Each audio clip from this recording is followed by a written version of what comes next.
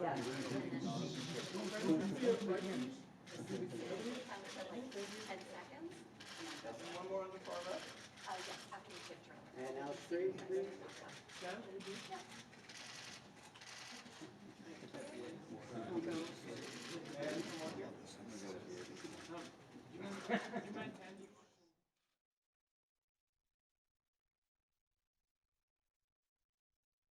What's the law on what you can and cannot say on a billboard? I assume you can't say nothing defamatory and you can't say fuck, piss, or cunt. That right? Or anus? I think I'll be all right then. I guess you're Angela Hayes' mother. That's right. I'm Angela Hayes' mother.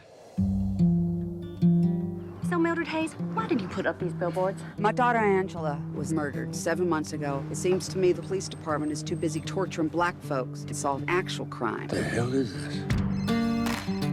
Dixon, I'm in the middle of my goddamn Easter dinner. Sorry, kids. I know, Chief, but I think we got kind of a problem. Sunshine beating on a good time. I'd do anything to catch your daughter's killer. I don't think those billboards is very fair. The time it took you to get out here whining like a bitch, Willoughby. Some other poor girl's probably out there being butchered right now. We've had 2 official complaints about those billboards. From who? There's a lady with a funny eye A lady with a funny fucking eye? and a fat dentist. There's a lot of good friends of Willoughby in this town, Miss Hayes. Ow! Ah! You didn't happen to drill a little hole in the dentist today, did you? Of course not. Huh? I said, of course not. I'm sorry about Angela, but the town is dead set against these billboards. You know who threw that can? What can? How about you, sweetheart? No, I didn't really... Go, girl. Hey, fuckhead! What?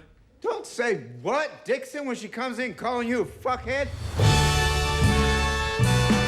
The more you keep a case in the public eye, the better your chances are getting it solved. You know, if you hadn't stopped coming to church, you'd have a little bit more understanding of people's feelings. All this anger, man. It just begets greater anger. In 3, 2, 1. And as sad as the spectacle of these billboards might be, this reporter, for one, hopes this finally puts an end to the strange saga of the 3 billboards outside. This doesn't put an end to shit, you fucking retard. This is just a fucking start. Why don't you put that on your Good Morning Missouri fucking wake-up broadcast, bitch?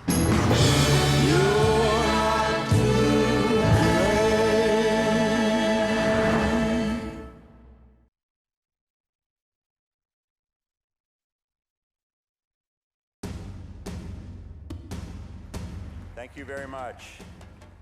Welcome to tonight's screening.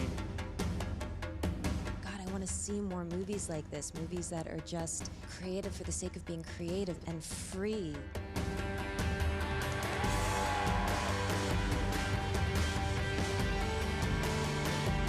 We sold out the Elgin Theater! My people! Toronto Film Festival!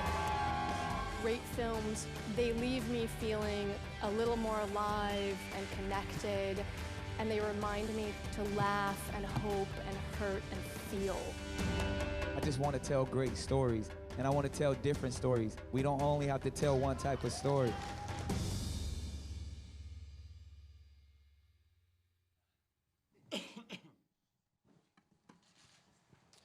Well, welcome everyone to this press conference. I'm Eric Cohn, and I'm joined here on my left by the director and writer of 3 Billboards Outside Ebbing, Martin McDonagh, the star, Frances McDormand, and her co-star, Sam Rockwell, and the producer, Graham Broadbent. So first things first, Martin and Frances, this movie is such an incredible showcase of a singularly memorable character. Just how specifically did you tailor this role for Frances? Very specifically, I wrote it for Frances about 7 or 8 years ago. Well, I guess with Frances's voice in my head and her past performances in my head. So we sent it to her a couple of years after that, maybe a little later than that. And if she hadn't said yes, we'd have been screwed. I don't know what we'd have done. But luckily, after she thought about it for a little bit, she said yes. And yeah, she's perfect for it. And she hit it out of the park, as you say over here. Francis, what was your initial reaction when you saw this character he'd come up with for you? Thrilled. Longevity gives you something. Martin knew my work, not only from film, but also from the theater, which is really important part of my life and his, so that was a plus. But when I first read it, I loved it. I thought Mildred was amazing. I was very flattered, but then I said, no, I'm sorry, I'm too old. Because at the time he gave it to me, I was 58. I'm 60 now, so a couple years ago. And I'm really interested in playing my age. I like being my age. And I kind of have a political thing about it. And I'm also from a working class background. And I was concerned that women from this socioeconomic strata did not wait till they were 38 to have their first child. And so we went back and forth, and we debated that for quite a while. And then finally my husband said, just shut up and do it. God bless him. God bless him. So we have Joel Cohen to thank for this movie. Sam, what about for you? I mean, this character that you're playing, at first it seems like kind of an idiot, but without spoiling too much, he kind of comes into his own. So what's that? He kind of comes into his own over the course of the movie. Yeah, yeah. Well, I definitely have some idiot moments in my real life, so that's I can draw from that.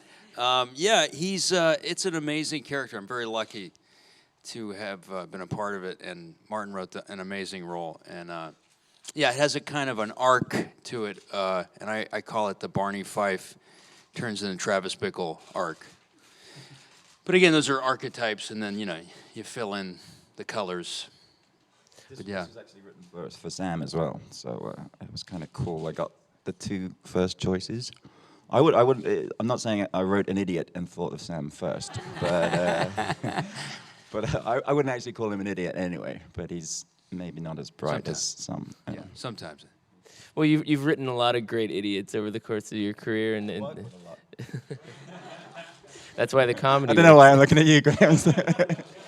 Well, just to bring the producer perspective into this, I mean, Martin has such a specific voice as both a filmmaker and a playwright, and this is a pretty big production with Fox Searchlight putting it out. I mean, what were some of the challenges involved in getting it set up on the level that you guys wanted for it?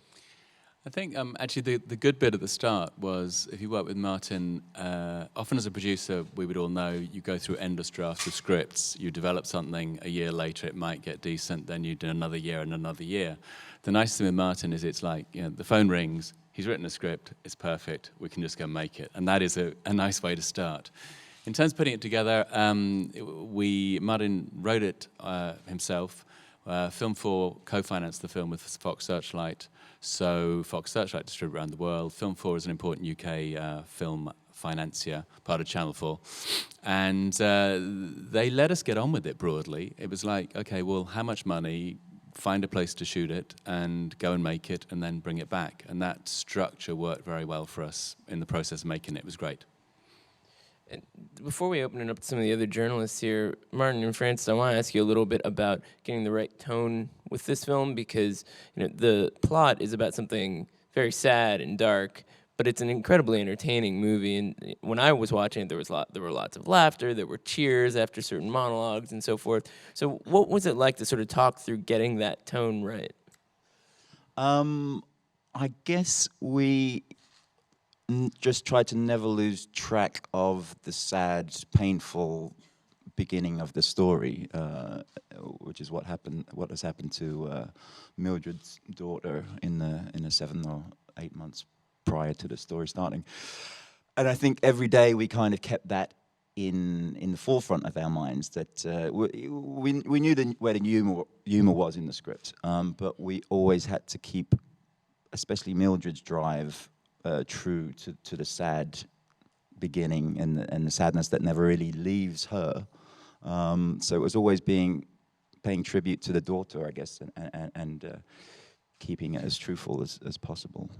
I think a really important factor is what we were talking about before, Eric, that we started with a piece of literary material. Martin writes a script, that stands on its own. It's not a blueprint for a film. It's an actual literary document, like a play, like a novel, like a short story, so that when a company can go back to something like that, I call it the Bible, if even the Grips and the Electrics can look at that as the platform for the story, then 3/4 of the work's done. But I think really importantly, I think we all knew that it was, at its fundamental core, a story about grief and trauma, and lots of things come out of that experience, and sometimes it's funny. Especially when you cuss. There's lots of good cussing in the movie. So. Swearing also always helps. Any questions from the reporters here? Just shoot your hand in the air. So, well, something I did want to ask before. Yeah, it's like, I got plenty of them. Done. I've got loads while we work on that. And something else I wanted to ask you about, your last film, Seven Psychopaths, had so many different kind of overlapping plot details. This one seems like in some ways it's a little bit more straightforward. You have one specific character who's sort of the most prominent, and it's her journey. So talk about the transition from that film to this one, because it's been a couple of years since the last feature. Yeah, it's been 5 years since Seven Psychopaths. And I felt like I wasn't, in the years since, I wasn't overly happy with that, with what I did with the script and just how it turned out because of my problems as an idiot. And just before we started this, I kind of had a look at both In Bruges and this back to back, and tried to analyze what I liked about the first one that I wasn't so keen on about the second. And I think I nailed what it was. I probably won't tell you what it is, but it meant that I could almost forget the whole meta angle that Seven Psychos had, and not be standing above the characters from a distance. The thing I liked about Bruges and what I wanted to get with this was to be in there with each of the characters, to see the story through each of their eyes, but also to give room for them to think or be sad or be happy or whatever else. And there's not really room in Seven Psychos. There was so much to do, and there were so many stories, and there were so many characters that there was just no time, I think, in some ways, to be in there with them. But with this, because it was one person's journey, there was room for it. There was time, and I thought it just in like the details of letting the camera run for longer than you might necessarily in a usual scene, just to see what happens in those thought moments afterwards, and make sure you don't lose scenes that is just the person thinking or looking at themselves in the mirror or any of those things that can easily fall by the wayside when you're budgeting or trying to get rid of the extraneous. So it was that, really. Sam, you're in a unique position in that you've also worked with Martin on stage before. So Yeah. what are some of the differences between his work in that format as an actor and doing it in front of a camera?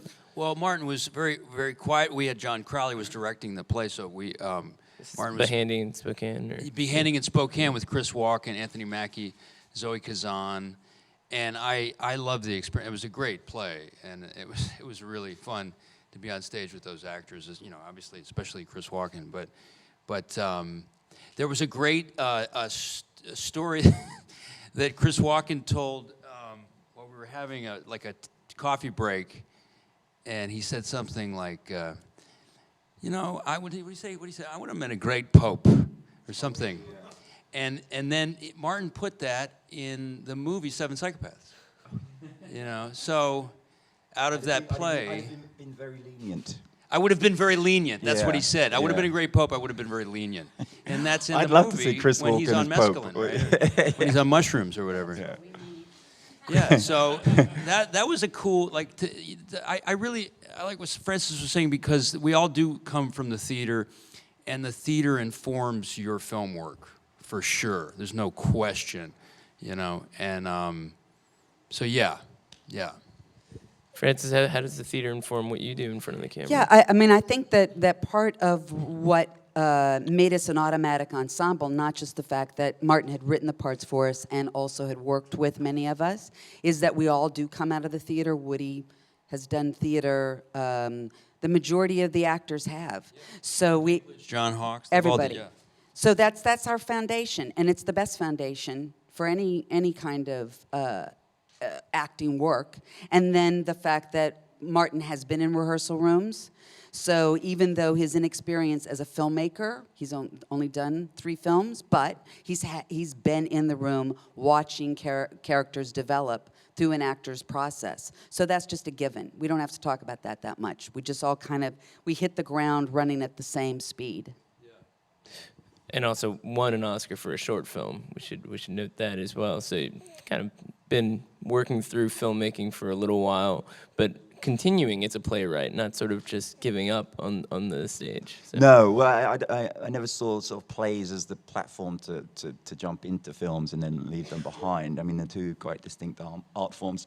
But yeah, no, I went back and wrote a play about 3 years ago, Hangmen, which went on in London about 1.5 years ago, and will be in New York at the end of the year, early next year. So it's a different muscle to exercise, but it's a lot of fun being in a rehearsal room. I like actors a lot, and I think it shows in all of the films I've done that there's a room that we can find between ourselves, between the script and what you guys come up with. There's a respect and a room to maneuver. Even though I don't really change the script at all once we're in there, no matter which is how fantastic. Much we ask. Beg, plead. But the respect that's there is that I listen to everything as long as you do what I say. But yeah, but it is, I guess, coming from the theatre. But also you guys, because you know I'm come from that background of plays. There's never like a bunch of discussions on the morning of a shoot, or suggesting new lines, or that's part of the process that isn't there at all, which is good for me. I've always found that it's very dangerous to, at least in my experience, to let actors improvise, because we work from our subconscious. It's subtext. So if you let 2 actors write a scene together, it's all about subtext. It has no dramatic arc, has no beginning, middle, and end. Leave it to the experts, unless you happen to be a good writer. But don't improvise unless asked to. Yeah. Francis, I want to go back to a point you were making earlier about some of your initial hesitations with this role.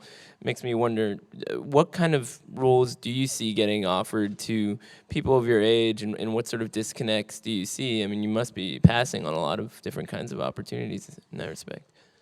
I have the great luxury of passing on opportunities because because I have a life in the theater, that's the ongoing work, and films. Then I have the luxury of choosing films because my work comes from the theater, my foundation of my work. But so recently it was interesting because I was offered 2 roles, both 60-year-old women, both had recently lost their husbands. One was grief-stricken over losing her husband, and the other was quite happy about it. I don't really want to do either of them, but if I chose one, it would be the one that was happy about it. Just for fun, right? So I think that what's great about Mildred is that it is not, she does stand out of, she stands out of time in our culture because she's not based on ageism. It's not about her trying not to be her age or pretending to be or having to carry the mantle of a female of a certain age. She's just a mother who's lost her child. And a parent who's lost her child. It goes cross-gender. That kind of grief is something we all, as humans, understand. So I believe we do have a question somewhere in the audience. I'm not sure where. Oh, all the way in the back. Right at the back. Russ Nelson, Red Carpet News. Congratulations, everyone, on an astonishing piece of cinema. My question is to Francis and Sam, and it's if you can explain to us the incomparable magic of Mr. Woody Harrelson, and also talk about filming some of the more visceral and violent moments of this joyous film. Well, the magic that is Woody speaks for itself. I don't. Well, you can speak to that, but yeah, I mean, it's yeah. He's so there's a relaxation he has that is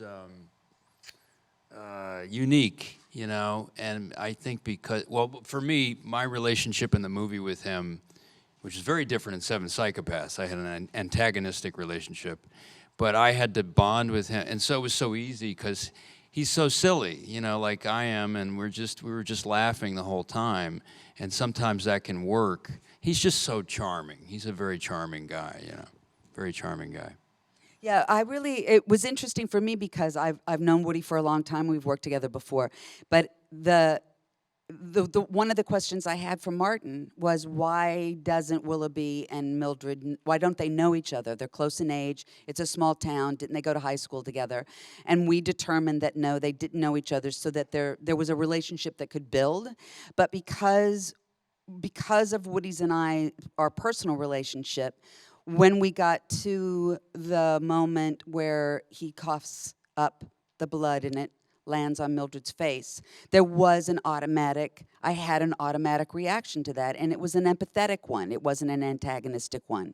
So I think that served us.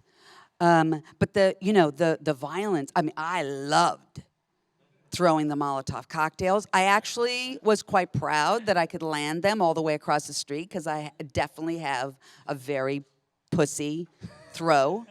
If you give me a softball, it just looks sad. It goes like that. But for some reason, the weight of that bottle it really worked. Yeah, that's awesome. And I really loved all the. I did not practice. No, I don't practice. But I really loved the whole burning of the billboards. I had a little trouble with the running, the long distances, because I did pretty good. But at one point, I was tired and I just fell to my knees. And then after Martin said cut, he was like, "That was brilliant. I love the falling to the knees." I was like, no. That was me. I need a break. I needed some water. No stunt women were used for any. No, there was somebody that climbed, I forget her name. She climbed up the billboard at one point, but I don't think you had to use it. No. At the end of the day, we had a wonderful, wonderful stunt coordinator who's Doug Coleman. Yeah, he choreographed the Revenant, the bear scene in the Revenant. Yeah, he's a fire expert. That's his.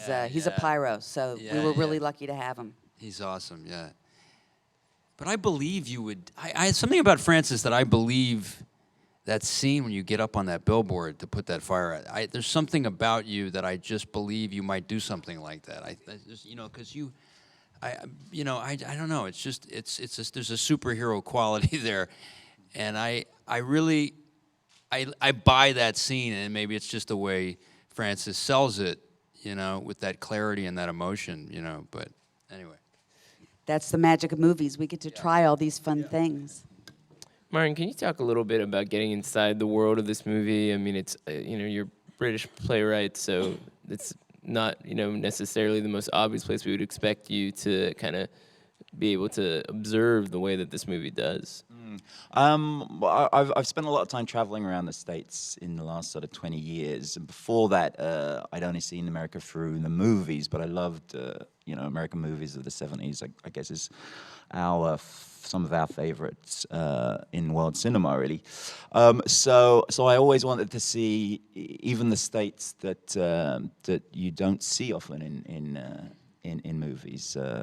In Nebraska and Missouri and New Mexico and all these places, and I've been lucky enough to. I don't drive, so if I'm not with a girl who can drive, I'll get a train around the country, and I've done that quite a lot from Chicago to Texas to San Francisco and LA, and hop off on the way, just to experience, small towns and hear the voices and the opinions and the attitudes of people in those places, because I do find we especially if you listen too much to media outlets, you don't really get a true sense of how people really are or how they're really thinking. So I've always felt close to America and Americans, and I guess that's where the story comes from being hopefully not. I hope it's more of an American film than a European's take on America. That will be for other people to decide. But I wanted to be part of these American characters, and I hope we've captured that. But working with such great American actors, it frees up all those opportunities, I think. So it's not Missouri that we see in the film. You actually shot it in North Carolina. Maybe, Graham, you can tell us a little bit about the decision to go there and what the value was of using that state as a backdrop for this film. Yeah, well, Martin did many recce's around many states of America, the United States, and I was back in London, where I'm based, and occasionally nudging him to a place with a tax credit, going, I think that would be a good idea. And eventually ended up in North Carolina, which again, we were right on the very western end of it, a city called Asheville, which was lovely. We shot in a small village called Silver, which was beautiful, just the one street town.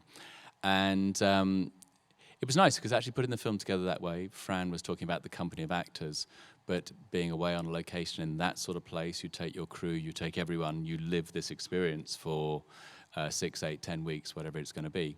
And I think it made it a very special film. I mean, many films are special, but for us, in the middle of it, it was a special experience and a lovely place to be, and North Carolina was great. Yeah, it did have that feel. Bruges was the same, because when we were making that, everyone stayed obviously in the same part of town, and people would come in and go, but we were all based there, and it always feels like a camp or something, like a holiday, and you see each other just walking around in the restaurants of an evening and chat about the script or come up with ideas or whatever. But if the sense of community about this film, I think, was the nicest I've had. It was the best experience I've had on a film. Yeah. And for the actors, I mean, what was it like to get inside this specific world? It's a very insular kind of thing, small town America, versus, say, being in New York or LA. So, you know, in some ways it's as distant as the UK. So what were some of the challenges of sort of getting to understand the specific nature of that community? Well, most of us are from the working class, have working class background. So I spent my entire childhood growing up in small rural towns around America. So it was, it felt really close. Actually, I'm just going to do a little plug. My mother's from West Lorne. She's no longer with us, but she's from West Lorne, Ontario. And my father's from Nova Scotia. So there you go. That's true too. I worked at McDonald's as a kid, and I did a bunch of jobs, and my dad was a single father, but yeah, we were trying to figure out. I think we sort of agreed that Ebbing was going to be in southern Missouri, and so we got in tune with that. You spoke to some police guys from I took a trip and talked to some cops, because I'd never done that.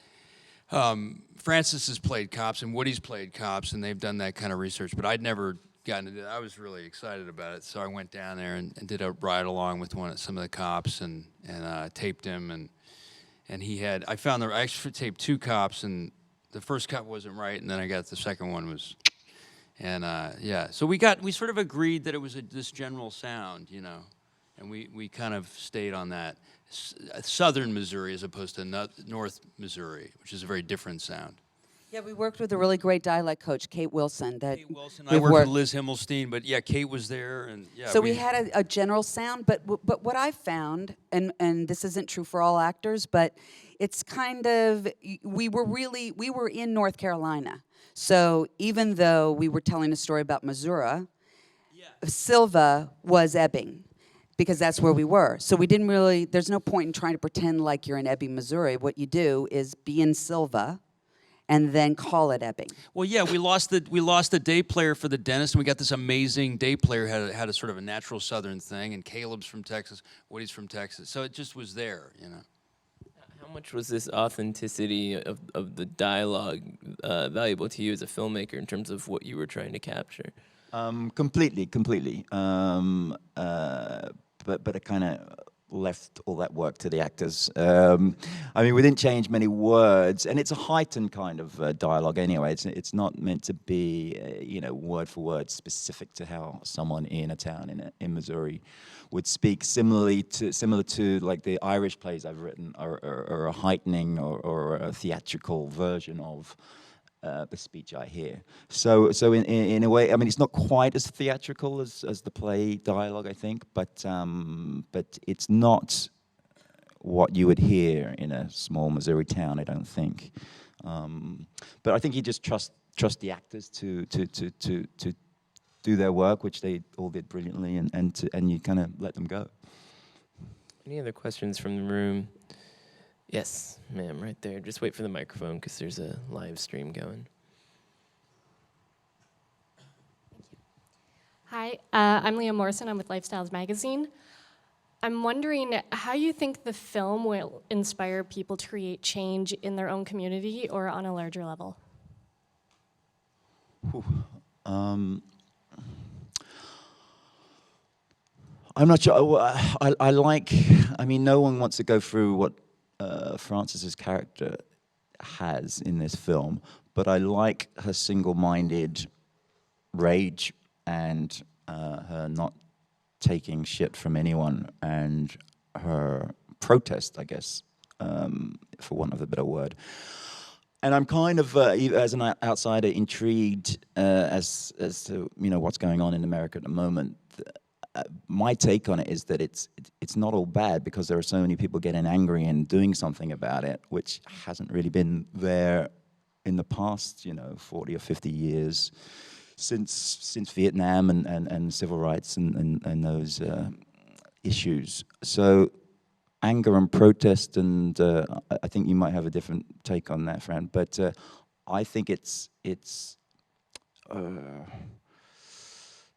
there could be something cathartic and intriguing about it when it's done as it is in most of the story, in a non-violent way, until she can't do that anymore. One of the things I learned when I don't do a lot of research, but one of the things that was revealed to me in talking to people is that the simple fact that, not so simple, but the very complicated fact that when you lose a spouse, you're a widow or a widower. When you lose your parents, you're an orphan. When you lose a child, there's no word. There's no word in the English language for that position, that place that you're left. And we talked a lot about, just technically, for Mildred at least, that there was Angela's death, then 7 months of paralysis, and then she became radicalized. She chose, when she made the decision to rent those billboards, she had her son shave the back of her head, she put on the jumpsuit, and then she was willing to go the distance, knowing that there was going to be collateral damage, most importantly Robbie, her son, but that the only way that she could survive was by action and not paralysis. So I think that is the most specific and subjective part of the story. The way that I think that great literature can help a larger cultural conversation is that you take that and apply it to cultural grief and trauma, which I think in America we've been under, not just since September 11th, but since the industrialization of our country.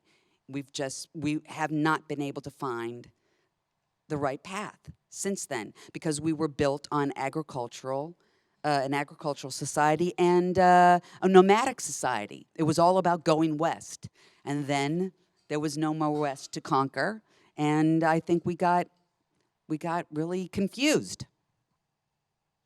Any other questions? We've got time for maybe one more. Martin, just before we let you guys go, I'm wondering about expectations for a movie like this. I mean, it'll open all over the country, and the trailer makes it clear that it's a comedy in certain ways, but it's not, a big, broad comedy, and different people go to the movies for different kinds of reasons. What do you want this movie to seem like for people when they sort of make the decision to go see it? Dramedy. I don't know. I just hope for some kind of connection. I hope it's not the trailer. I think that I love the trailer, but there's a depth to the film that maybe the trailer doesn't quite convey. But I think there's still enough love and compassion and humor in the film to not disappoint anyone who's just going for the trailer gags. I don't know. It's a film I'm really happy with. So you just hope that there's enough people out there who it will connect with. And sometimes it takes time. In Bruges didn't really, to a degree, work for a year or two. Certainly didn't have anyone come to see it in the States or Canada. But it grew into a cult kind of film here, and back in Europe too. I hope this is a bit more than a cult film that no one sees for 10 years. But if that's what happens, that's what happens. But I hope there might be more of a connection this time around.